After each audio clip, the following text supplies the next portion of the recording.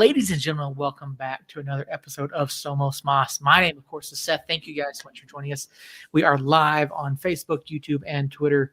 And we just got a call from David Carl over at the club. Apparently, we're in or something. So Earl is looking into that. So David, we apologize. I got it fixed, David. I'm sorry. I don't know what's going on with it, but I did get it fixed. I deleted that comment. All right, there we go. Problem fixed. So, there we go. Where was said comment, Earl? Said comment was on said post. Wait, I clicked on the wrong one. For their COVID guideline. What the fuck? Early F-bomb. Early F-bomb. 1 minute into Sorry. 1 minute in, it's already there.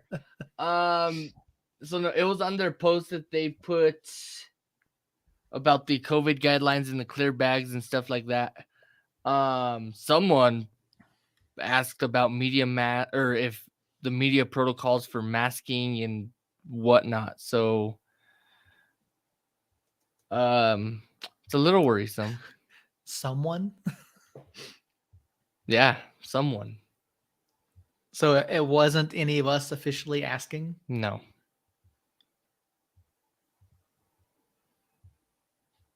Okay. No, that was actually the first time I've been on Facebook all day, so. I don't know then. Me neither. Very weird. But the problem is fixed, so I think we're good to go. So before we get into the show, I do want to, we haven't done, and I keep forgetting, I'm reminding myself every week to throw a shout out to Harry. Harry made the background for us. If you guys can kind of see it. Background? Yeah.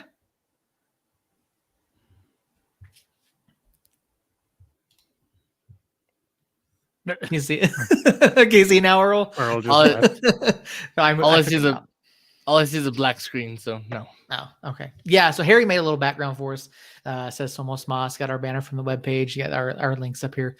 We do have some other stuff in the works, but thank you, Harry. I've been meaning to thank you for that. And I remind myself every week before the show the past couple weeks. I just keep forgetting. So thank you. Appreciate that. We've got a lot to get to this evening. And we'll just go ahead and hop right into it. Ladies and gentlemen, welcome back to Somos Moss, the official podcast of Somos Moss and Enem, and your source for the latest news and notes on New Mexico United. My name, of course, is Seth Biddle. Thank you guys for joining us each and every week over here on YouTube, Facebook, and Twitter when we do go live on Tuesday nights. Joining me this evening, as always, have Jacob Terrell, Earl Nieto, and while we do have USL to get to, tonight's going to be USL heavy. We got a lot there. I do have one burning question for you guys. Which NFL team came out the better for today's deals? Green Bay, Seattle, or Denver? Well, I can tell you one thing. It's not Chicago. But hey, did you know... That wasn't an option, Earl. Did you know that Australia is wider than the moon? Did you say wider or whiter? Wider. Okay. I had no idea. Now you do. The answer is Green Bay, by the way. Green Bay? Okay. I don't know. I would honestly have to go out on a limb and say Denver. Because now they have a quarterback. But Green Bay didn't have to give up 2 first-round picks, 2 second-round picks, and 3 players. Denver got screwed on this deal. Are you kidding me? Denver got absolutely screwed. They got Russell Wilson. I'm excited for it. I'm not really a huge fan of Aaron Rodgers because but who's he going to throw to now? Listen. He's going to throw to Cordarrelle Sutton. He's going to throw to Jerry Jeudy. Time out. Are you serious? Is he asking who Russell Wilson's going to throw to? Yeah, who is Russell Wilson going to throw to now? The Denver wide receiver crew is stacked. They just haven't had a quarterback worth a damn. Who? Yeah, exactly. Tim Patrick? Who? You obviously don't play fantasy football. No, I do. Or at least not very well. You also don't pick the sleepers. You go for the names. No, I go deep. I like to go deep on those I guys, bet you but had no. I bet you had Calvin Ridley on your team. Absolutely not. I did not draft I- Calvin Ridley this. I know one thing. I did not trust the Falcons' offense. I know one thing. You won't have Calvin Ridley next year. Dude. Like, oh my god. Like honestly, like I was all behind supporting him when it was a mental health thing. Fine, whatever. Get yourself right. Go out. I completely support that. But like, you don't bet on your own sport. You just don't. You don't. Like, He only made 15,000. That's it. No, I don't even know. He didn't make any money. He bet 1,500. He lost 11 million. And he did not win that bet. It's oh my god. Like, I'm sorry, but like, how do you screw up a career? Like he's 27.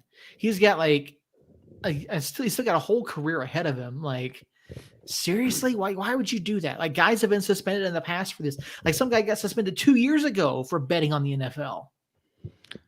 It's just stupid. Like, the Falcons are done. I'm done with Calvin Ridley. Like, and I will never ever support them drafting another wide receiver from Alabama ever again.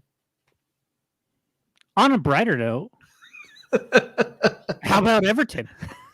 Sorry, who? Everton? Yeah.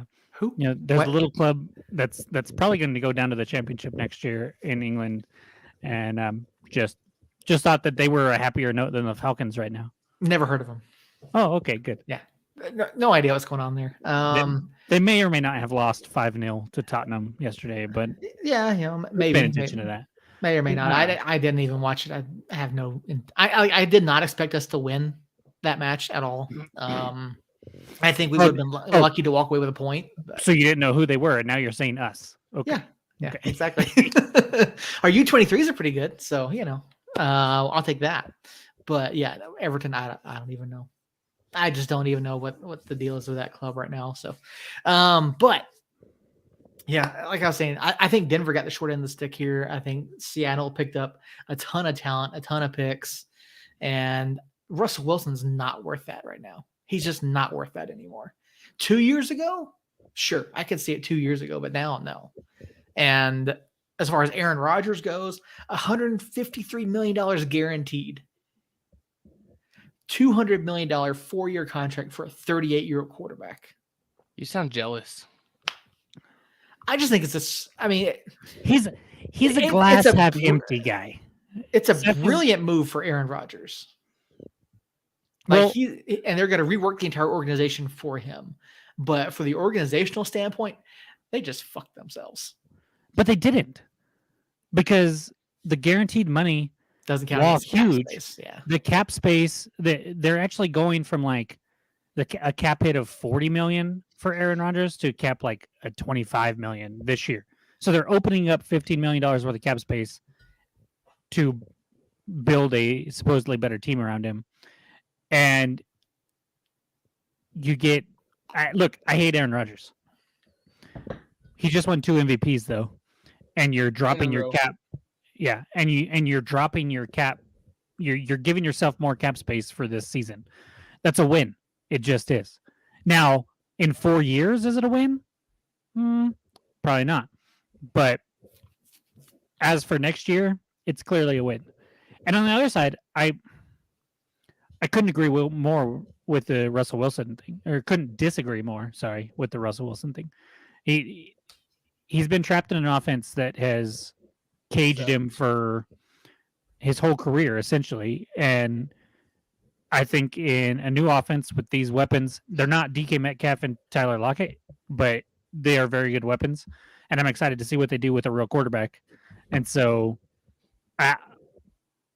in a weird way, I hate that move for both teams, and I love that move for both teams. It's a very strange trade, and I can't wait to see it all falls in, or how it all works out. Yeah, I'm just looking at his stats. Like, he was over 1,000 yards down this past year, 15 touchdowns fewer. Well, he was hurt for a decent portion of the year, and again, he is handicapped by that offense. Well, he went 6-8. So what? I mean, how injured was he if he started 14 of 17 games? Yeah, he didn't look right though. As a big Russell Wilson fan, when he came back from the injury, he did not look right. Yeah, So yeah, I mean, it'll be interesting to see what all shakes out, but I don't know, man. That's a massive trade. It just, I feel like I just feel like Denver gave up too much, and I'm not even a Denver fan. Like, I just don't think he's worth that much right now. Well, when you look at who their quarterback was, the wins Sorry. above replacement, as people like to say, is going to skyrocket because Drew Lock was below replacement, and so they're going to be better this year. Now, are they Super Bowl favorites? No. Are they even contenders for the Super Bowl? We'll see what their defense does. But at the moment, they are infinitely better than they were last year. Yeah, I don't know, man. Just some massive announcements by the NFL the past couple days. But yeah, it's just, I don't know. It's honestly, it's hard to get excited about the NFL right now. But the news today, I just had to ask you guys, get your takes on those. But really, why we're here, we've got a ton of New Mexico United stuff to talk about.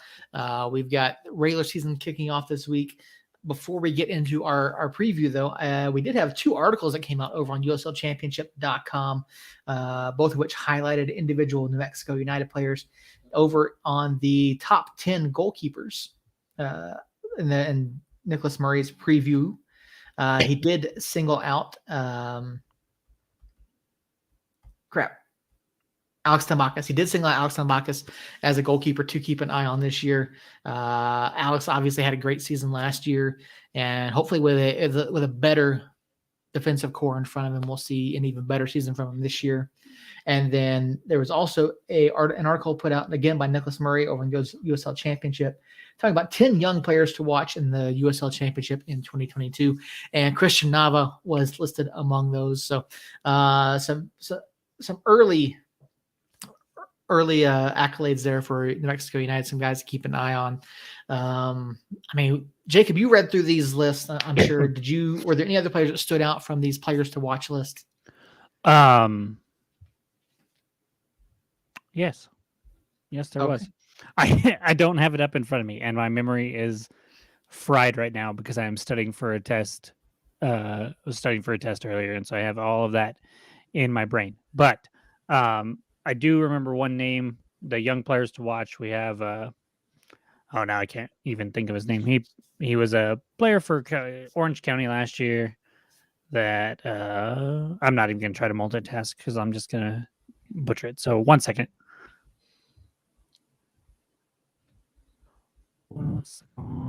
Almost there. That was 1 second already. Any minute. Almost there. Oh, here we go. Talk about Kobe Henry? Yes, that's the one. Okay.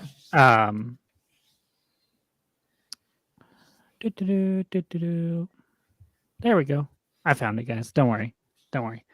Thank you for filling the time and installing for me. I really appreciate that. You're welcome. Kobe Henry, and then I don't know how I forgot this one, but Diego Luna for El Paso. We know him very well, and we will.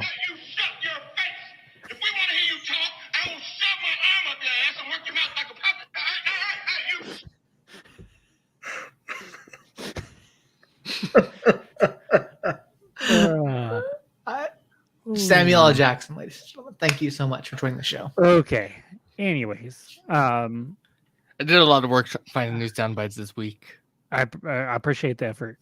Maybe I would appreciate some effort into like studying like some USL stuff. But hey, I didn't even study in high school. What am I doing?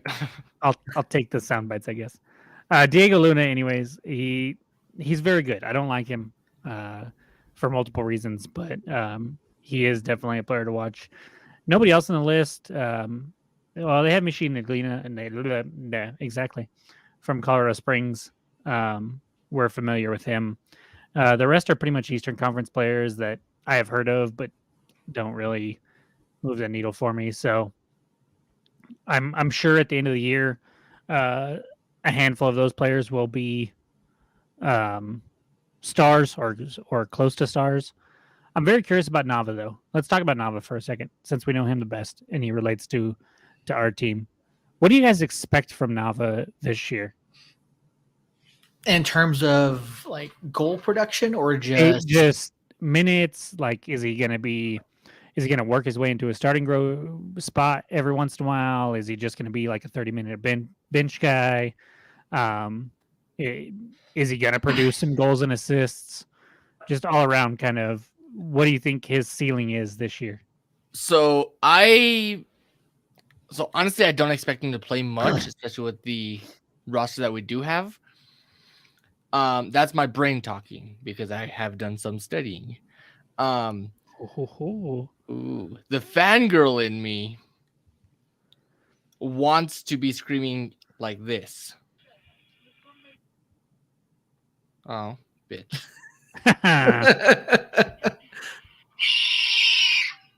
Oh yeah, that's a good one. a pig? Yes, it's actually a squealing grizzly bear. Okay. Carry on. David Carl over in the chat. How you doing, man? Appreciate you popping in tonight. David. All right. I mean, realistically, Earl, I mean, you said you don't expect him to get a lot of minutes. Like, are you thinking, like 30 minutes, 15, 20 minutes a match? Do you think maybe he gets a spot start here and there? He'll probably get a spot start on like the Open Cup relief matches. So like when we play Open Cup and then a week and a half later we play a regular game again. I see him getting some time in there, but I don't see him getting starts to say maybe 20, 25 minutes after those games. Unfortunately, I'm hoping I'm wrong. I could be wrong, but I'm hoping I am. Yeah, I don't know that Christian's far enough along in his development to be an every match starter, at least not at this level yet. We were out at Mason Del Sol on Saturday watching him, and just the size difference that we saw from Christian and even like some of the Northern Colorado guys. Like, and you look at some of the guys that play in the Western Conference, like they got some massive guys down in San Antonio and across some of the other clubs. And looking at where he's at developmentally, I think he gets a spot start here and there. And you'll give him 60 minutes, 70 minutes maybe. But I'm gonna say over under is I don't know, 6 starts. That's not counting Open Cup. I think he could start an Open Cup here in the first round matchup that we have. But as far as like actual production, again, it's going to be, how's he going to fit in? How's he going to work with that size disadvantage that he has? How's he going to work into the system? And we've heard Zach talk about how he's tried to play him in different spots already. And so, I'm going to say a good season for Christian is probably going to be around 4 goals, a couple assists, and then, probably averaging about 20 minutes a match, somewhere in there, depending on, based on when he plays. But I think that'd be a great season for him. A lot of exposure at this level, and definitely something you can see come on as a sub and inject more energy into a match. Yeah, that's basically how I feel too. With the roster that we have currently, barring injury, there's just not a lot of room up there for him as a starter, in my opinion. But it helps that he's versatile and can play a few different positions. So if we take a knock in a couple spots, then he could step in. So I think that's about right. I think 6 is probably a little high for starts, but 20, 30 minutes a game,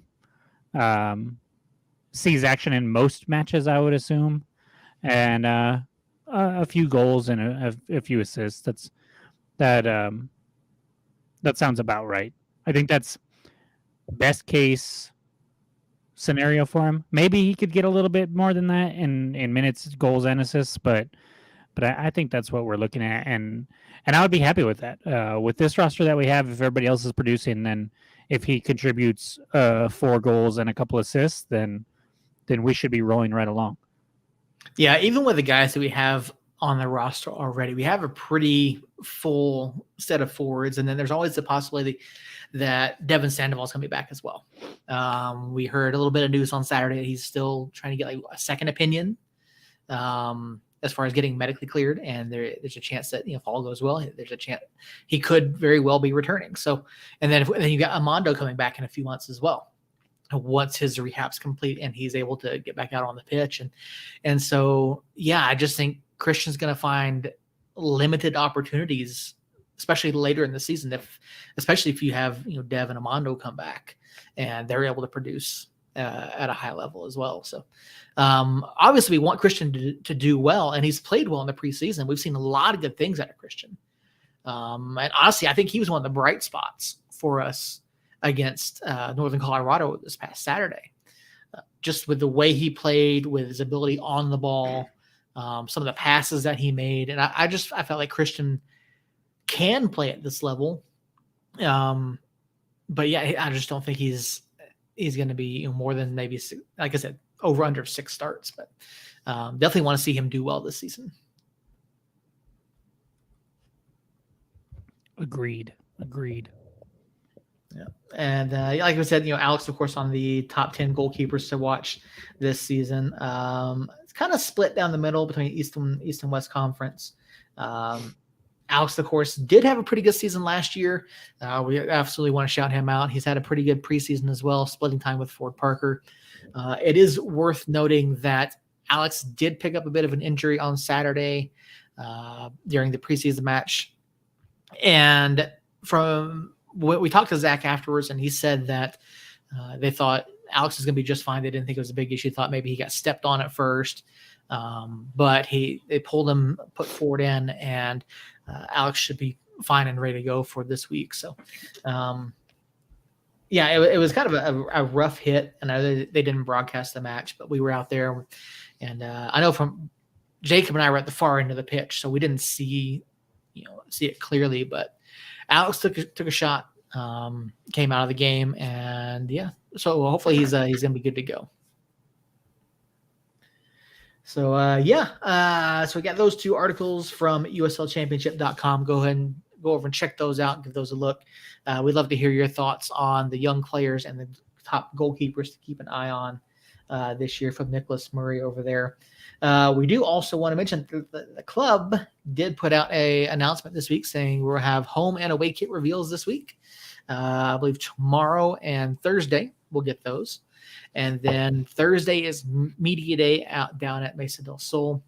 I had planned on going to get a tour of the locker room and all that kind of stuff, and have some media time with the guys. And unfortunately, I have a thing with my work going on that day, so unfortunately, I won't be able to make it. There we go, David Carl right there in the chat verifying that new kits tomorrow and Thursday. Can't wait to see those. We've seen some kits dropping this week from around the league. Red Bulls 2 dropped theirs. Las Vegas Lights, I think they just dropped theirs today. Dude, theirs are nice. Yeah, the I Lights freaking kits love look nice. We saw the tweets last week saying the club had been filming some things out at Netflix, and we can confirm that Netflix is not a sponsor.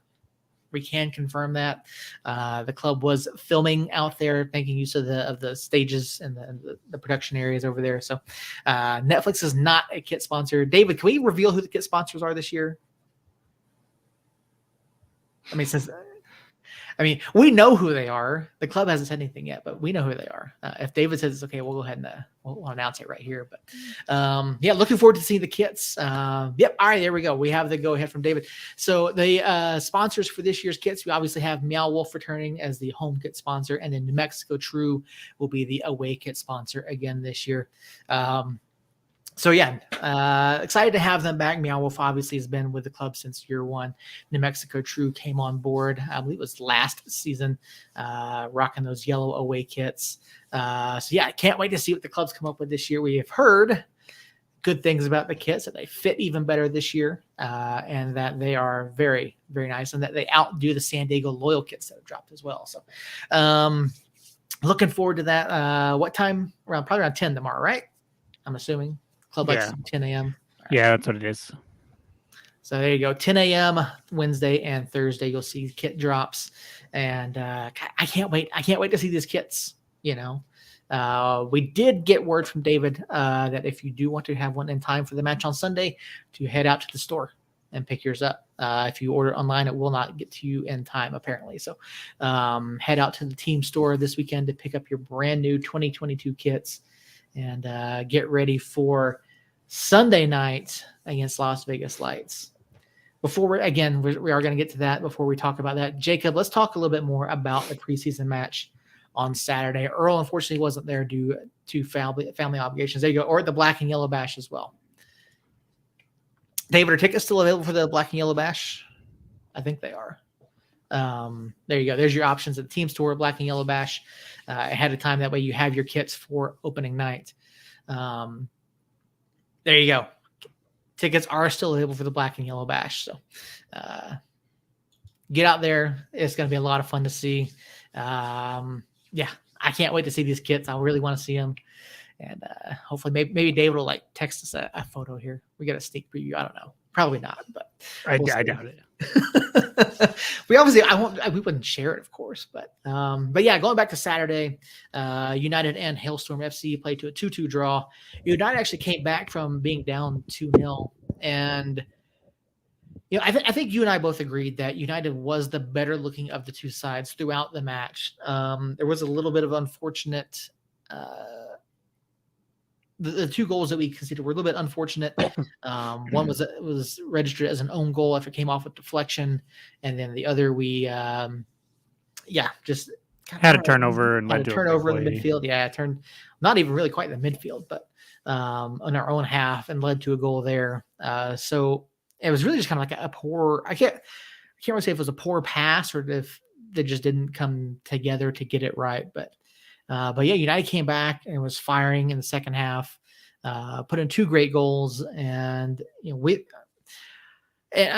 never want to talk about it, and like you and I talk about it a lot. Like the story Saturday was the ref, just to an extent, yeah, absolute shit show with a whistle. That's what I tweeted out. Like it was just terrible. This is when I knew it was going to be bad. About 5 minutes in, Will Seymour was tracking back, looking over his shoulder at the ball and running towards our defensive half. The ref happened to get in his way. He was not looking. He did not realize it was the ref. He pushed off to get back into position, and I'm assuming thought it was a Hailstorm player. And then the ref followed him around for 5 minutes, telling him not to touch him. And then the next dead ball, he called Will Seymour over to him and said, "Don't touch me. Don't touch me." And from that point on, I knew we were in for a long day. The assistant on the far side from us had a rough day with the offside flag. I think we were called offside like 4 times in the first half. And from people that we talked to on that side of the pitch, maybe one of those was actually offside. And then the guy, he hasn't called hardly anything on us. A call finally goes our way.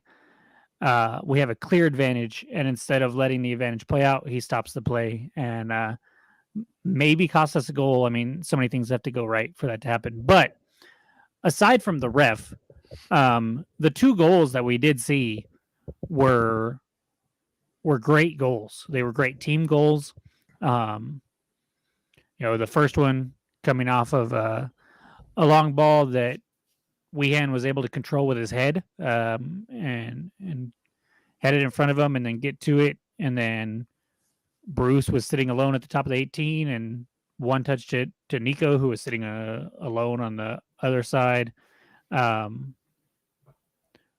yes. And as David mentioned, the play that Alex got hurt on. Well, 1, the play that Alex got hurt on should have been offside. And 2, that was right after the restart on the advantage that should have been played. So we should have never been in that situation whatsoever. So just terrible jobs there. But anyways, Weehan controls it, finds Brucey wide open. Brucey 1-touch pass to Nico. And Nico, who was very angry at this point, I'm assuming with the referee,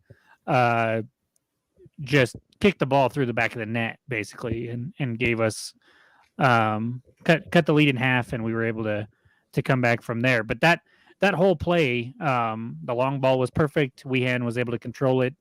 got his head up, looked around, found some open teammates, and Nico getting the score sheet in preseason was good to see. So, and then the second one, another long, well, it wasn't a long ball, but a diagonal to Harry.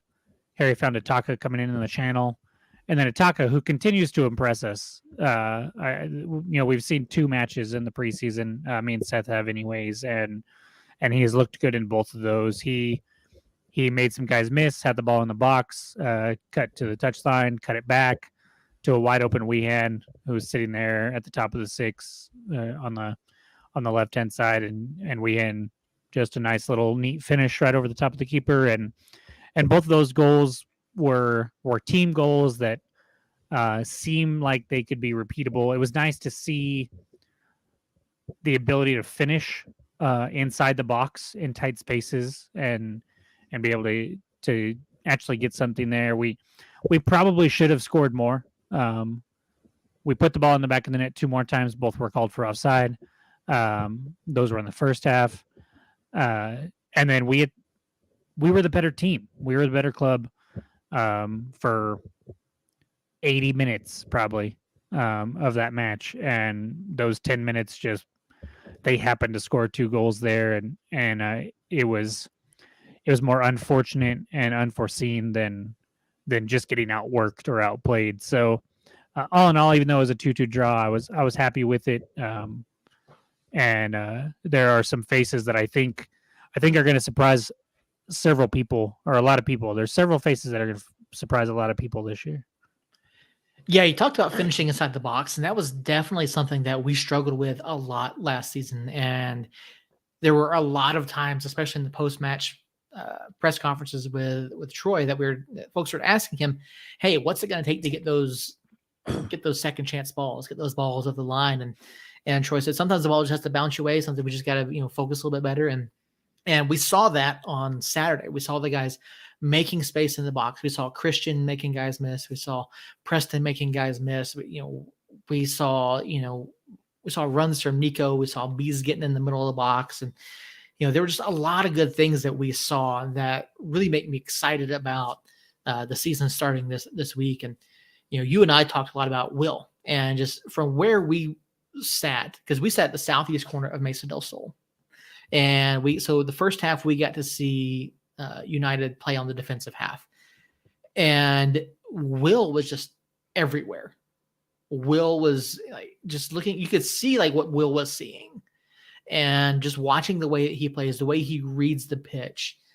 He was so much fun to watch on Saturday. And then, to see Harry back after the injury from last season, Harry just bombing down the sides, and there were just a lot of good things happening, a lot of good interplay, a lot of good team play. And like you said, both goals were very much team goals.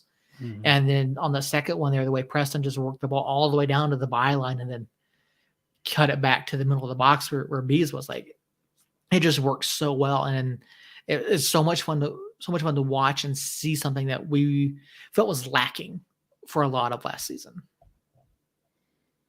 Agreed. Yeah. And I mean, Seymour, Sainty, Itaka, Nico, obviously, Jerome's looked good.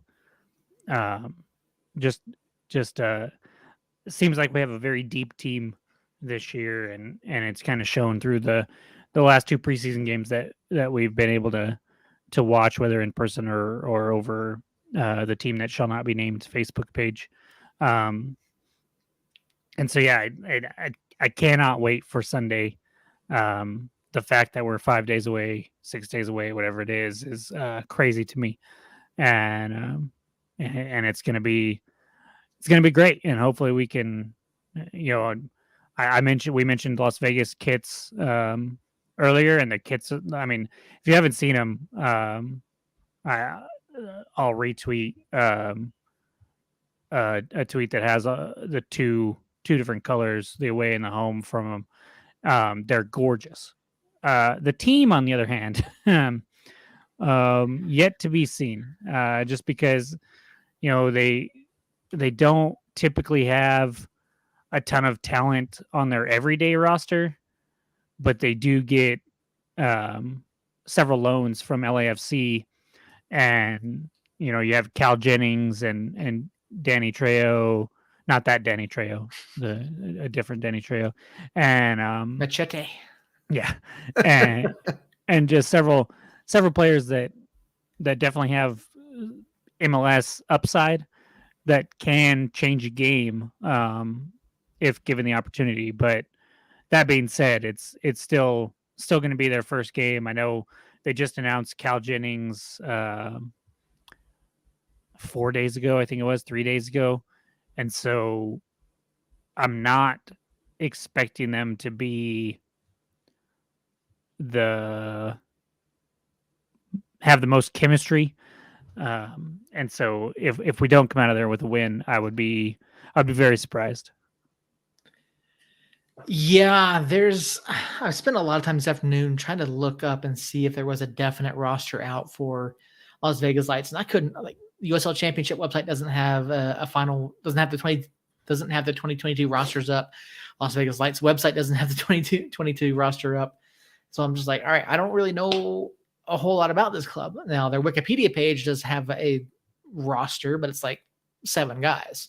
Yeah. And they have a brand new coach this year too, guy coming over from LAFC. So yeah, there's not Enrique Duran is his name.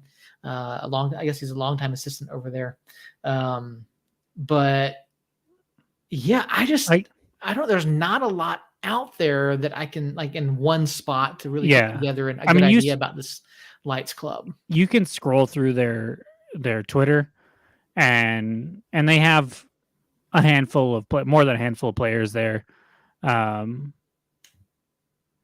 you can find, and I mean, they have some talent. They're bringing in Declan Kenyon, who's a center back that has played English Premier League, Israeli national team. It's a name that I recognize. I can't tell you exactly how much I've seen him play, but I recognize the name. Several players from last year, whether they are LAFC players that are down again, or actual Las Vegas Lights players. But they have Abraham Romero, who's coming down as their keeper, played for LAFC last year. Cal Jennings, like I said, just a lot of the same team that we saw last year for the most part. And because of that, I think we should know more or less what we're getting. And they had ups and downs, but I mean their downs were really bad. I mean, they lost 5-1 and 5-0, I think, in the first few weeks, but then they were able to put together a decent run, and so I think they'll be a decent test. They're not going to be anywhere near the top of the West, but I don't think they'll be a pushover like you might think. They're still probably going to be spoon contenders, but yeah, they've got a big hill to climb to get it back out of the cellar. I mean, they finished, according to the USL Championship website, they finished with the season with the most shots conceded and the second lowest goal differential at -36 during the 2021 season. So yeah, Lights have a long way to go. Obviously, they have some pieces. They have some talented guys. They brought in Duran, who has experience at the MLS level, obviously as an assistant coach. But yeah, you mentioned guys that they brought in, and they brought in Abe Romero from Orange County as well, who I think is going to be their starting goalkeeper this year. And so they've got pieces, but how much of the LAFC influence is there week in and week out? How much are they able to do their own thing and develop their own players? And can Enrique Duran put in a system that's going to improve the Lights from last season? Well, and I think a lot with an LAFC, or with a Lights team that is essentially LAFC 2, they're not, like, as an LAFC fan, I know a lot of the fan base was very upset with the Trundle pick for their head coach, and a lot of people pointed at the Lights record last year. The job for the Lights coaches is not for them to win games. Obviously, you want to win games as a coach and as a team, but their main job is to focus on player development and getting those players ready for a stint at LAFC or a move to another MLS side, something along those lines. So, obviously, they're going to try to win games, and they're going to try to spoil a lot of people's seasons. But I would be surprised if he comes out and is solely focusing on wins. I think they're going to force him to play some players that are younger. Maybe if a Danny Trejo was on our team, maybe he's not seeing as many minutes because we have some better quality there.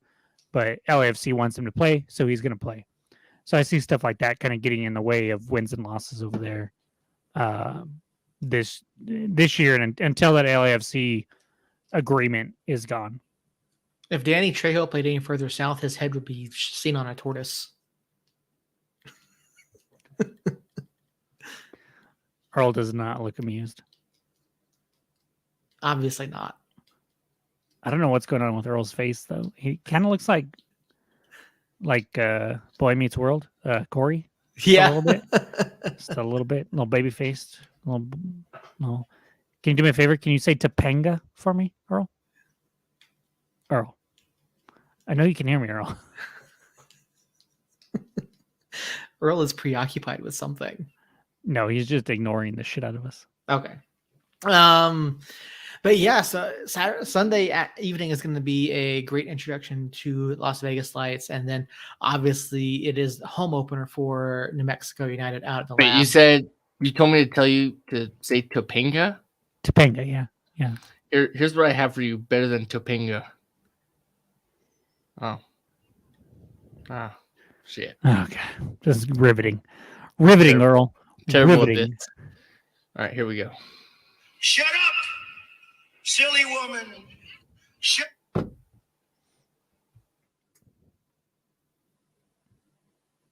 Earl, what lineup would you like to see on Sunday from New Mexico United?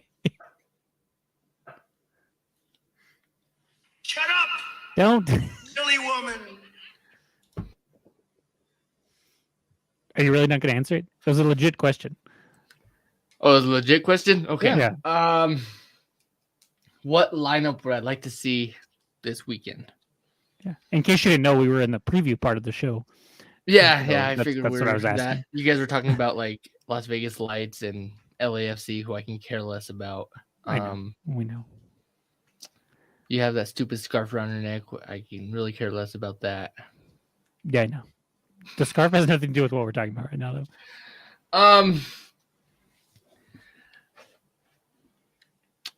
I don't know. Give me a couple minutes. I'll figure something out. Okay, you do that. Okay. I'll throw mine out there. It's essentially the lineup that we saw at Mesa del Sol Saturday. It's Weehan, Kiesewetter, Brett up top. It's Portillo, Sam, and Harry. And then the only change I'm not sure about, Seymour has been very, very impressive. But Austin was best 11 quality last year, playing in that right center back role. And so I think I would have Suggs opposite Harry in the midfield, and then a back line of Swahi, Ryden, and Yearwood. But I could be convinced to go Yearwood in the midfield and Seymour in that right center back spot, just like we saw on Saturday. It just depends on Suggs' health and how he's feeling. But I think we saw him training a little bit after the match, and he looks good. So I'm going to give Suggs the spot there, and then move Austin back to Seymour's position and have Seymour off the bench. So I'm going to put Rosh in the 9 role. I'm going to have Sainty playing off the left wing. Man, we saw they had some solid strikes in practice, like jaw dropping Yeah. solid strikes in practice. Yeah, after the match, yeah, they were doing some like 5-on-5 drills basically, or 3-on-3 drills, and 3-on-2. yeah, and Rosh and Sainty were just banging the goals in. Like it was so much fun to watch. But yeah, I could see us do something maybe like a 3-4-3, 3-4-1-2. Have Nico and Jerome up top, and maybe Bees, play right underneath behind them. Yeah. Mhm. And then as far as your back three, I think you're gonna have a healthy. You're gonna have Austin on the left, Kalen, and then Will off the right. Because we did see Ratty on Saturday. He wasn't playing. He was training. He was getting some jogging time in, and we'll get to that in here in just a minute. But I think Sam, you'll see Sam Portillo. So you don't have Alexi out there? No, I don't think so. I know it's hard. Like it's hard because we have so much talent. Like I think Will has, and I haven't seen Alexi this preseason, not in like an extended period of time. He played the whole match Saturday. He was just on the opposite side of us. Yeah. Okay. Yeah. We didn't really get to see what he was doing, but I like that back three that we had. Now I will say I do have some concern because we did see Northern Colorado able to get in behind and play that long ball to the top to get in the back line. And now I don't know if that was because we were trying to press up a little bit higher in that back and just got caught out of position or what happened. So there is some concern there. And so maybe Alexi does get the nod over Will, but I guess, like a 3-4-1-2, 3-4-3, something like that. And obviously Alex, if he's healthy, Alex will be in between the sticks. So yeah. I have Ryden, Alexi, Portillo, Weehan, and Brett as like 5 locks. For if they're healthy, they're going to be out there almost every match. Those 5, from what I have seen, and from their track record in the past, they are just stone cold locks for me to be in the starting lineup, night in and night out. And then the other, and Alex. So I guess I have 6 of the 11 spots pretty much concreted in as barring health. And the other 5, there's probably 8, 9, 10 guys that we could put in those 5 spots, and I wouldn't be upset. So I could see Harry being in every match as long as he's healthy. Yeah, I think his form last year, at least, because we've really only got to see him about half a year before he got that knock last year, and at that point, him and Brucey were splitting time. Him, Brucey, Suggs were all kind of rotating in those three wing spots, and then when you brought Naj in too, it kind of and that kind of messed things up. So he's borderline. He's right there. He's right there as a concrete starter, and then Portillo very well could be. Did I say Portillo? I might have said Portillo. Yeah, you said Justin. Okay. And Sam might very well. Suggs, I thought Sam played really well. Yeah, Sam in a midfield spot, I've always liked. We've seen it. We saw it a handful of times in year 1. We saw it a couple times last year. In fact, the match that he broke his ankle in last year, he was playing midfield. So he definitely could be an everyday starter. What we've seen from Seymour says that he could be an everyday starter. What we saw from Austin last year and in the preseason so far this year, he could be an everyday starter. This Sainty kid, guys, everything we have heard from Zach and David and what we've seen with our own 2 eyes and oh my gosh, I hate that I'm forgetting your name. Our talent evaluator guy. Itamar? Yes, Itamar. Thank you. I don't know why I couldn't think of that. They all are very, very high on this kid, and it's easy to see why. The dude is a beast out there. He's 6'2", which isn't tall in like basketball standards, but you see him out there on the pitch and he stands out. He's a very big dude. Dev is 6'2", so and Dev looked like a monster out there all the time. So he's a big kid. He's only 19. And what we've seen so far, both in that little bit of practice that we saw, the 2 matches that we've seen, the kid can be a stud. And so I wouldn't be surprised if by the end of the year we're talking about how he is an everyday starter for this club. So, I mean, just up and down this lineup, you look at it and go, oh, well, I want like the Seymour Austin position. What do we do there? From what I've seen from Seymour, I don't want to take him out, but then Austin was incredible last year. So it's like, I don't know. I just don't know. And so I'm very excited for one of the things I'm excited for is to see what our lineup looks like on Sunday.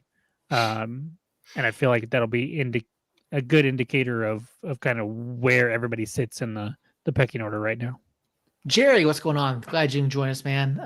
We are discussing week 1 of the USL Championship season. Specifically, we are previewing New Mexico United and Las Vegas Lights, our Sunday evening matchup for the season opener.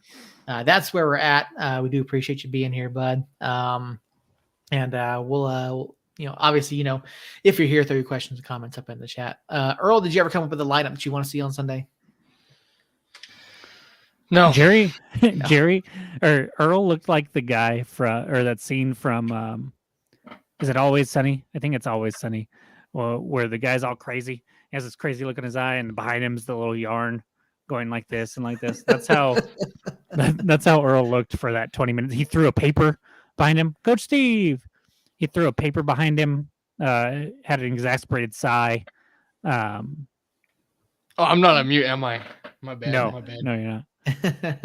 Coach, what's going on? Appreciate you being here. So,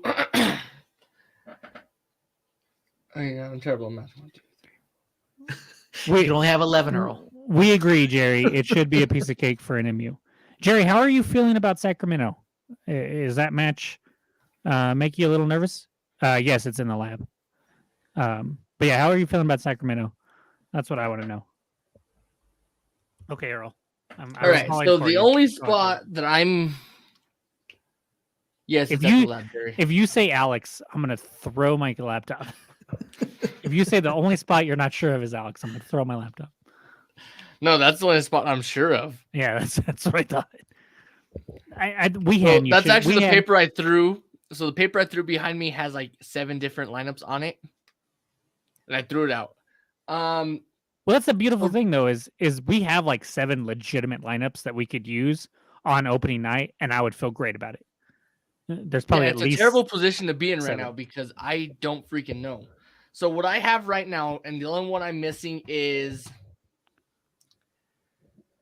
a right back, really. So I have Brett, I have Nico and Bees up front. I have Itaka, Serge, Justin, and Harry. And then I have Alexei, Suggs, right in. And I don't know who to put on that right end. Yearwood. And obviously Tambakis. So a 4-4-2. So let me. Yeah. I will tell you this. I don't. As far as we know, Sergio is okay. He did have a bit of an accident last week. Yeah. I don't know if you've Earl. Do you follow Sergio on TikTok? No, just Facebook. Okay, so Sergio is on TikTok. I do follow him. He posted a video of him playing soccer with, I think it was his little brother. Nephew, I think nephew, brother. I don't remember exactly who the person was, but he went to kick the ball and came down on top of the ball and fell. So Sergio did not play at all on Saturday. But we've been told he should be okay for opening week. But I think it'd be interesting to see. I didn't even when I was going through lineups in my head just now. I didn't even think of Sergio. Yeah, that's how much depth we have. Sergio didn't even cross my mind. No offense to Sergio. It just we didn't see him play Saturday at all, and there's just so many names that are out there that I just completely forgot. Yeah. So Jacob, are we doing that stupid game again this year?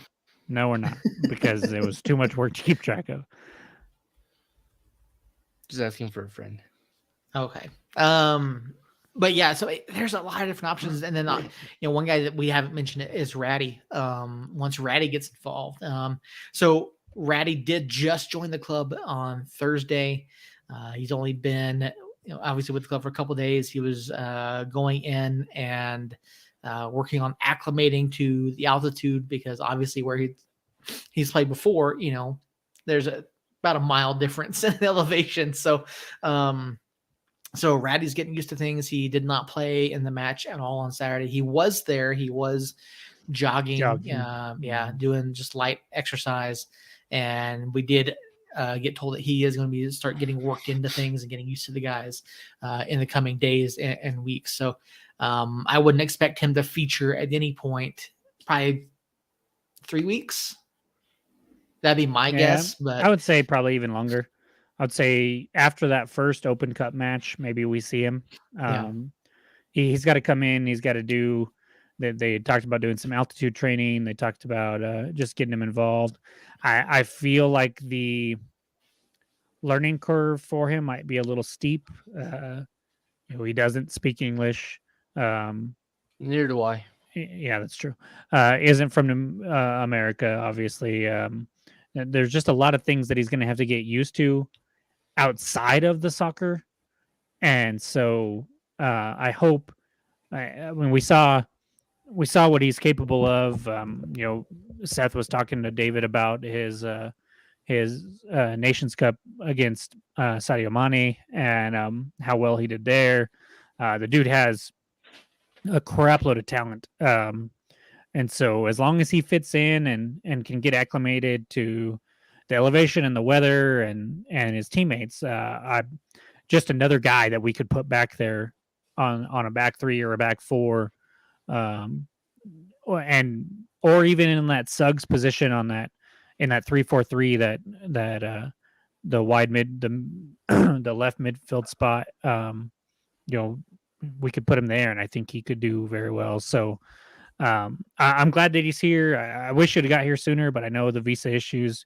We don't have control over that, but he's going to be a very big part of this club later in the year, I believe. Yeah, he will. I think he's someone that we could potentially be talking about end of the year as a team of the year player. He seems to have that level of talent. There is some question as to how does the Ghanaian Premier League, equate to USL Championship. Is it, in terms of level of talent? I mean, obviously, you talk about the highlights. We've seen him perform at high levels against one of the top players in the world. And so I think he's someone that could be a very key player down the stretch once he does get involved. And going over to the chat, Jerry did respond to Jacob's question. I'm not afraid of Sacramento. To be honest, it's a club that didn't make the playoffs. And see, I feel the same way. John over at USL Tactics on Twitter has them as the best club in the West, with the moves that they've made, and I personally don't see it yet. So I think the SAC El Paso matchup in Week 1 will be a decent indicator of where those two teams who have made a lot of changes stand.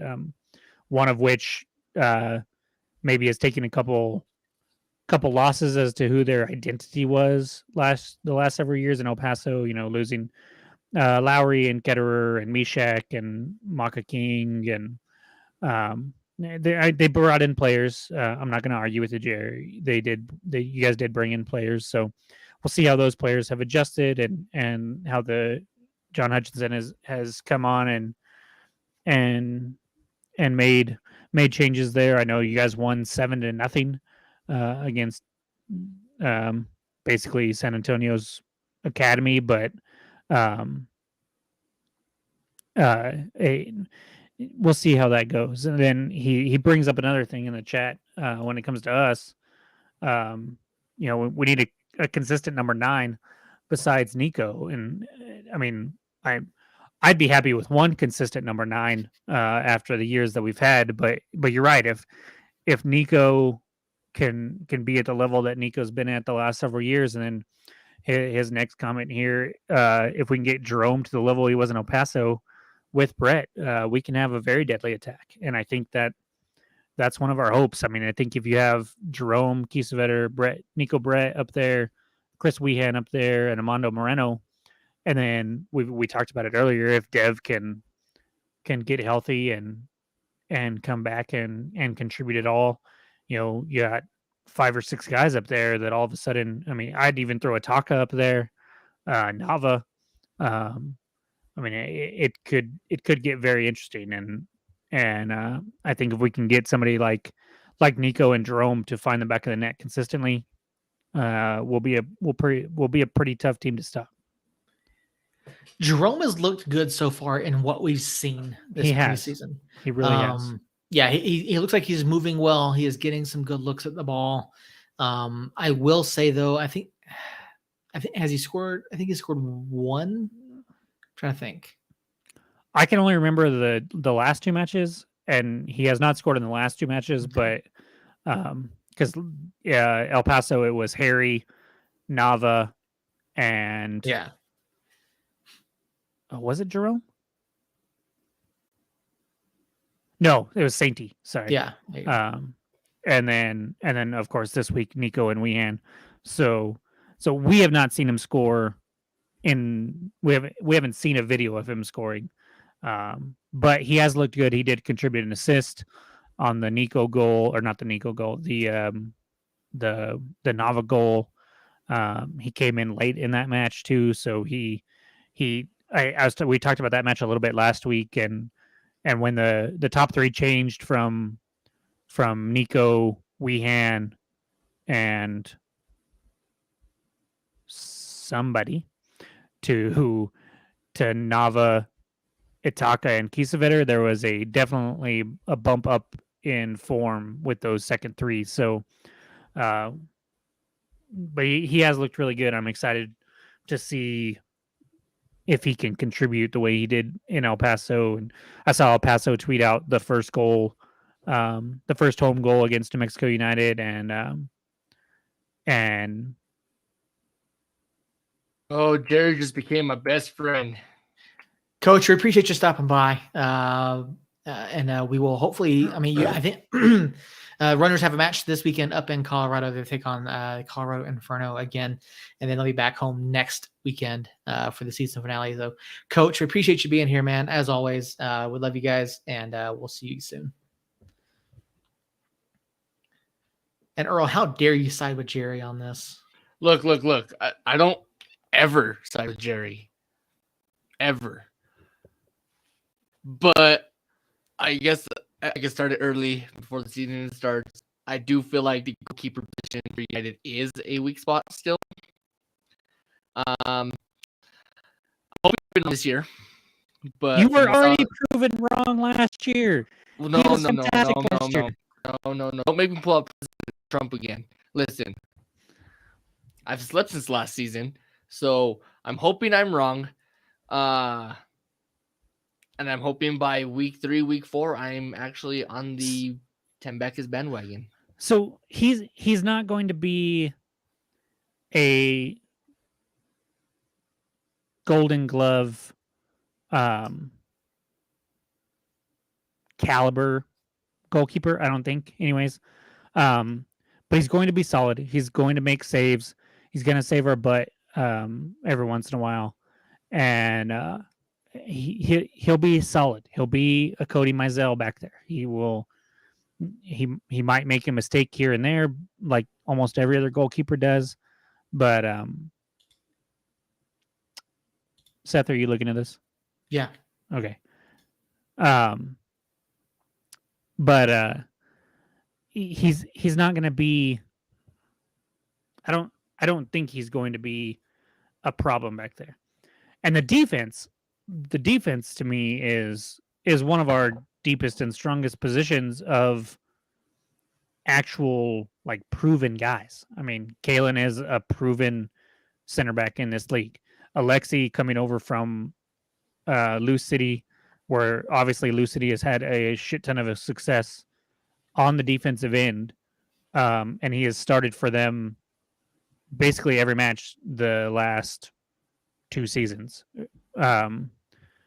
And so you have those two back there. You look at what Austin did last year.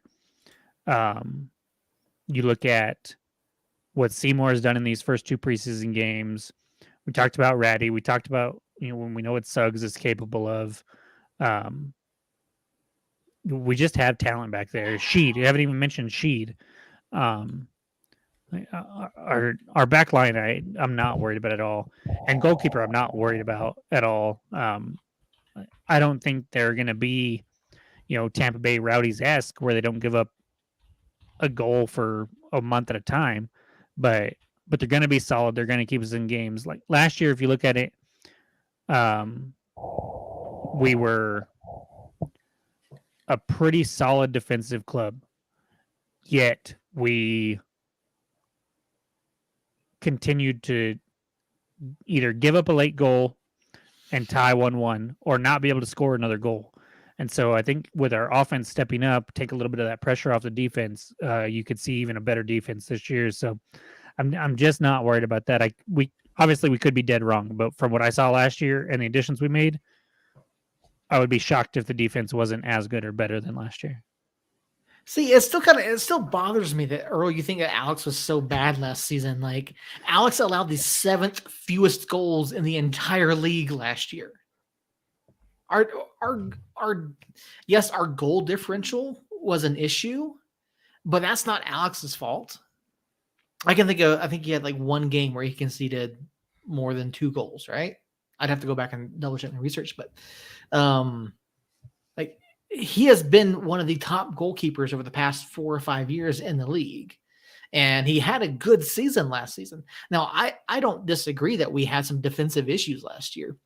A lot of that, though, fell on the midfield and the inability to get the ball out of the midfield and then the number of mental mistakes that were made. So it didn't fall all on the midfield. It fell on. I didn't say it fell all on.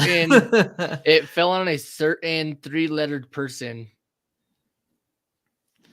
So 2 things. The back line, I mean, we saw Ryden make some uncharacteristic mistakes early in the year last year. So they're not perfect, but like you said, we gave up we were top 10 in goals allowed, if I'm not mistaken. Is Tambay? It depends on what your definition of a top goalkeeper in the USL is, Jerry. Is he going to be top 3 and trying to get a Golden Glove? No, I don't think he will. I think we play too open of a style for that to happen. But will he save our ass every once in a while and make a fantastic save when we really need it? Yes, he will. Will he make the saves that need to be made more often than not? Yes, he will. So I put him top 10, like in that 8 to 10, 7 to 10 range in the USL. And when you have a defense that I think is going to be as stacked as we are, and a midfield that will hopefully cut down on a lot of errors and play a solid midfield game, then that's going to just boost Alex up even more. And so I'm not going to say he's going to win us the league single-handedly. That's why we went out and got Nico Brett and Jerome Kiesewetter and kept Chris Weehan and have Armando Moreno and Nava and Ataka and hopefully Dev. That's those guys are going to hopefully put more goals on the board, so we don't have to rely on Alex to be otherworldly.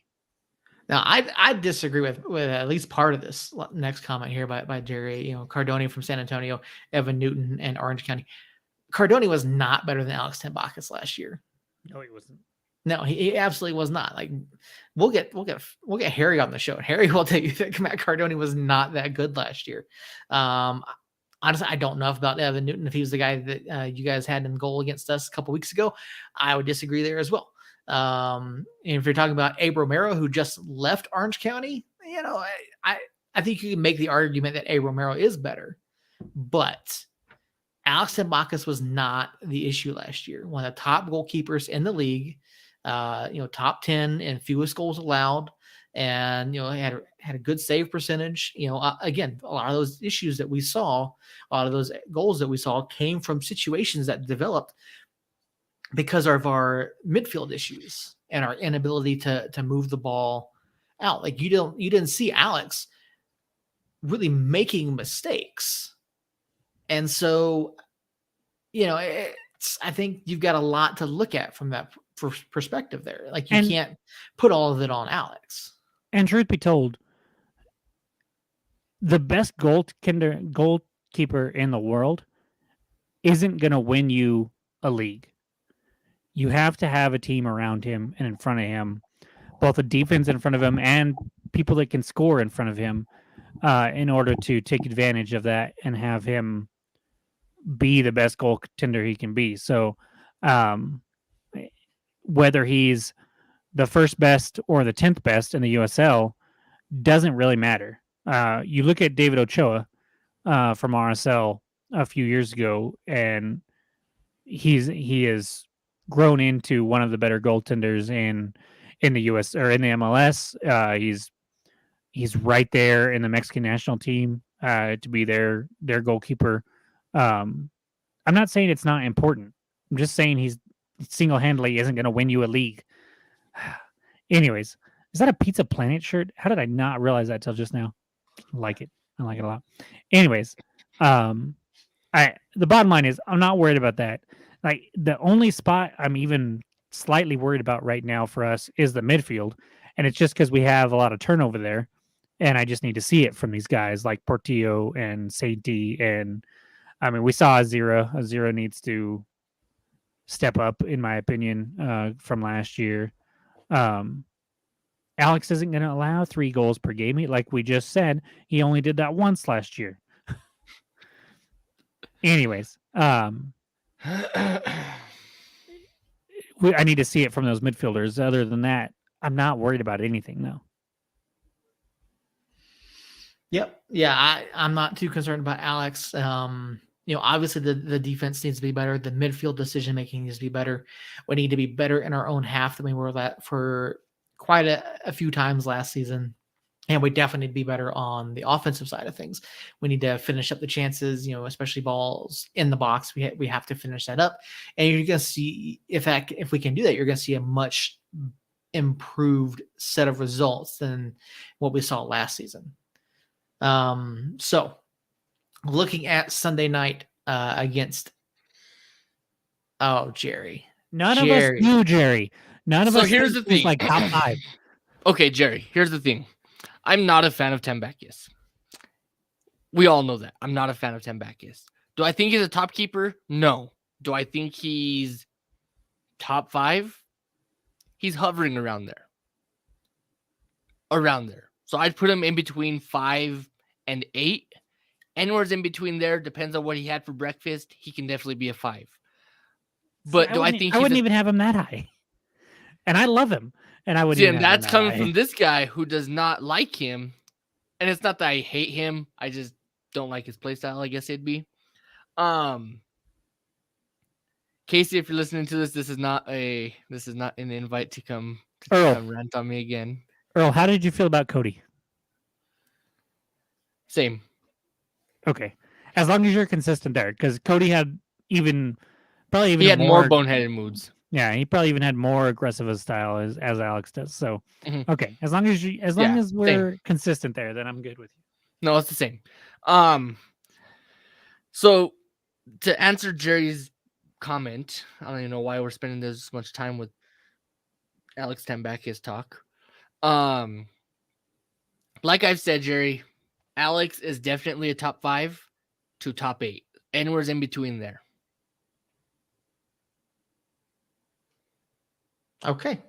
So looking at Sunday night, score predictions. What do you guys think?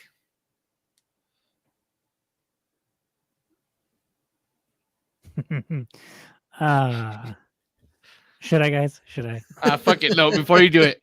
No, here's 4-0. 4-0.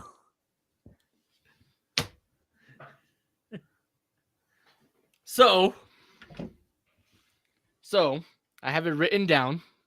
You can't even really tell. But there is a giant 4-0. Considering that I just talked all kinds of shit about Alex, it's kind of surprising. But yeah, I give 4-0. Okay. Well, Jerry even went 4-0. I guess I'm too low. I'm gonna have to go 5-0. Well, Seth, you can make it a full house. I do agree with the clean sheet. I don't know that we're going to get 4 or 5 goals. I'll go 2-0. I think that's fair, given what we've seen. I know we can score. I just don't know enough about Las Vegas. I don't know how they're going to play. I don't know what they're going to do. So I'm gonna tell you exactly how it plays out. Okay, Nico is gonna get a brace. Weehan's gonna get a brace, and then midfielder Y is gonna get an extra one, and one of Nico's is gonna be a penalty. Okay. Although, actually, I just brought up a question for myself because I said that, and then I was like, "Is he going to be the penalty taker? He's got to be the penalty taker, right?" I was going to ask that same question. Like, do you think he's a designated taker this year? It's got to be him or Weehan, and I think it's probably Nico. That would be my assumption. But we will find out because there will be a penalty on Las Vegas in this game. All right. There you have it. We're going to go clean sweep across the board. All of us are predicting a clean sheet for United. 4-0 for Earl, 5-0 for Jacob. Even Jerry says 4-0. I've got 2-0. And before we get out of here, just real quick, looking at the schedule around the league, notable matches I want to get you guys' predictions on. First up, we have Colorado Springs Switchbacks at Orange County. Switchbacks, of course, coming off a much improved season, taking on the USL Championship, the defending champions. What do you guys think? That's in Colorado first. It is in Colorado, yes. Yeah. Colorado takes it. Colorado, okay. Colorado 3-0. Colorado? Wow. I'm not gonna do score predictions here. I don't know enough. Okay, wow. All right. I'm gonna take Orange County on the road there. Jerry has one. El Paso or in Sacramento. Yeah, I was getting to that one. Yeah, that one's a draw on there. for me. It's a draw all day. That's a snooze fest. That's in Sacramento. I don't know. I don't know. I could definitely see a draw coming out of that one. Since everybody else did scores, I'll do 3-1 or Colorado over Orange County, and Sac and El Paso, I'll do a 1-1 draw. Okay. Yeah, Sacramento or El Paso. I mean, El Paso it's yet to be seen what exactly is going to happen. Their new coach, new system. I don't know too much about their preseason other than they lost to us. But yeah, I think a draw is going to work there. I don't know that El Paso is going to win that one on the road. 2 more matches I did want to mention. San Antonio taking on Detroit City FC in their inaugural USL Championship match. San Antonio, of course, is hosting this one. Who you guys got?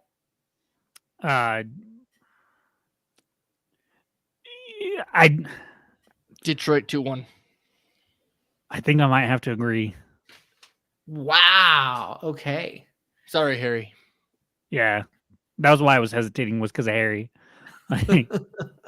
Even though he's not actually in the chat right now. I honestly don't know. I don't know enough about Detroit City, and they're a club that I'm going to pay a lot of attention to here as the season gets going, just to kind of get an idea as to how they play, who their key folks are, because we do play them in a matter of months. All of these West matchups are very intriguing to me this week. They really are. I won't go so far as except for maybe San Diego, LA. I won't go as far as Jerry to say 4-1, but I do think San Antonio picks up the 3 points here. I do think Detroit possibly does get one by them, but I don't think it's enough to beat San Antonio in San Antonio. And then the final one I did want to mention is Phoenix Rising and Monterey Bay. Monterey Bay, of course, kicking off their inaugural season as well. I can't see them beating Phoenix and at Wild Horse Pass. Yeah, I hate to say it, but yeah, Phoenix over Monterey. Yeah, I think Phoenix over Monterey big time. Unfortunately, I think it could be a 4-0, 5-1 thrashing of Monterey. I think Monterey's a has potential to be a decent squad. But first game at Wild Horse Pass against a Phoenix team that, look, I hate Phoenix, but they're stacked. And even losing to Sante. Now, granted, Marcus Epps, who kind of is the direct Santi replacement, or not Santi, Solomon replacement, doesn't impress me, or didn't impress me last year with San Antonio. But you put him around players like Santi Moar and Greg Hurst is having a hell of a preseason, and that midfield line. No, Jerry, everybody misses Earl's beard, except for maybe Earl, but I don't know. Yeah, I gotta go Phoenix. Probably, I'll say 4-1, just to be nice to Monterey. So I'll go Phoenix too, but they'll only stop scoring goals when they want to. Yeah, fair enough. So yeah, I think that's gonna just about do it for us this week. We've talked about everything that I can think of. Do you guys have any other talking points before Jacob closes us out? No. All right. Except for in my closeout, I will mention tomorrow, 10 o'clock, we will see what the away kits look like. I'm very excited for that. We were told some things about finally having a little bit of creativity and say in the kit design this year, and had the club having that anyways with Puma, and so maybe it won't be a template design like the electric playhouse ones were last year, but I'm very excited for it and can't wait for that. So I'm assuming 10 o'clock Thursday as well for the home kits. The Black and Yellow Bash is Friday, and then Saturday we get to watch a bunch of USL, and then Sunday we get to go to the lab and hopefully watch us kick the crap out of the lights. So no matter what happens in that game, we're going to have a lot to talk about next Tuesday, and I can't wait to have you guys join us. Jerry, hopefully Harry can pop in. We haven't heard from Harry in a few weeks, and so I'd love to get everybody's takes on not only our match but the first full week of the USL season, and then kits. We're going to have a kit episode if we get a chance. Because there's some great kits out there and then some very bad kits out there, in my opinion, and I want to talk about them. So, but next week we'll definitely be going over the first week of USL matches, including ours against Lights, and then we'll be looking ahead to the fun El Paso match. FEP. Yeah, FEP. That we will have the following week, guys. So from here on out, it's just jam-packed episodes. We're going to try to keep them around an hour, hour and a half. Yeah, there's just a lot to talk about and a lot to get into, and we just hope that you guys can come back and enjoy us blabber about soccer and other stuff. And until next week, when we can talk about a win for the first time in months, somos lindos.